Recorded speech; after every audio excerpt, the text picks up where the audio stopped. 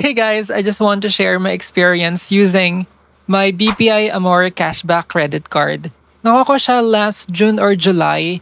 And simula nun, siya na yung ginamit ko na pang grocery kasi super ganda nung feature ng card. Makakakuha ka ng 4% discount pagka siya yung ginamit mo sa grocery stores like Walter Mart, Pure Gold. In our case, sa Pure Gold kami nag-grocery kasi pang business. So pag tuwing namimili kami, siya yung ginagamit namin. So malaki talaga yung nakukuha kong discount.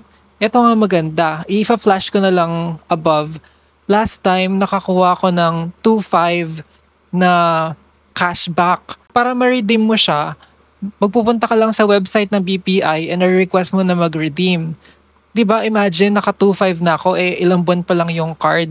And meron na akong cashback pa na bago pero hindi ko pa siya ginagamit. Next time, pagka dumami na naman yung cashback, i-redeem ko na din siya.